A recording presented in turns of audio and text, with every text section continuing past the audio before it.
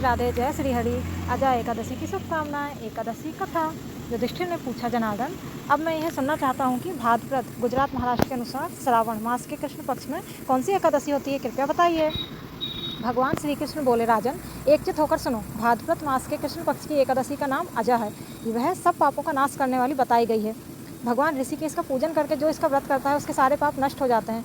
पूर्व काल में हरिश्चंद्र नाम का एक विख्यात चक्रवर्ती राजा हो गए हैं, जो समस्त भूमंडल के स्वामी और सत्य प्रतिज्ञ हैं। वे एक समय किसी कर्म का फल भोग प्राप्त होने पर उन्हें राज्य से भ्रष्ट होना पड़ा। राजा ने अपनी पत्नी और पुत्र को बेच दिया, फिर अपने को भी बेच दिया। पुण्य आत्मा होते हुए भी उन्हें चंडाल की दास्ता करनी पड़ी। वे मुर्दों का कफन लिया करते थे। इतने पर भी नृपश्रेष्ठ हरिश्चंद्र सत्य से विचलित नहीं हुए। इस प्रकार चांडाल की दास्ता करते हुए उनके अनेक वर्ष व्यतीत हो गए।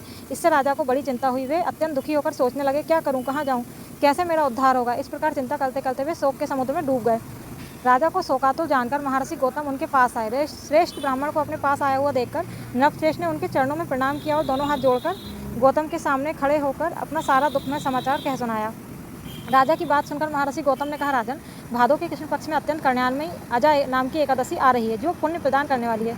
इसका व्रत करो, इससे पाप का अंत होगा। तुम्हारे भाग्य से आज के 7वें दिन एकादशी है। उस दिन उपवास करके रात में जागरण करना। ऐसा कहकर महर्षि गौतम अंतर्ध्यान हो गए। मुनि की बात सुनकर राजा हरिश्चंद्र ने उस उत्तम व्रत का अनुष्ठान किया। उस व्रत के प्रभाव से राजा सारे दुखों से पार हो गए। उन्हें पत्नी पुनः प्राप्त हुई और पुत्र का जीवन मिल गया। आकाश में दुंदुभियां बज उठी, देवलोक से फूलों की वर्षा होने लगी।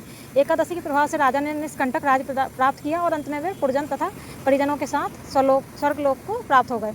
राजा युधिष्ठिर, जो मनुष्य ऐसा व्रत करते हैं वे सब पापों से मुक्त हो स्वर्गलोक में जाते हैं। इससे पढ़ने और सुनने से अश्वमेध यज्ञ का फल प्राप्त होता है। बोलो जय एकादशी।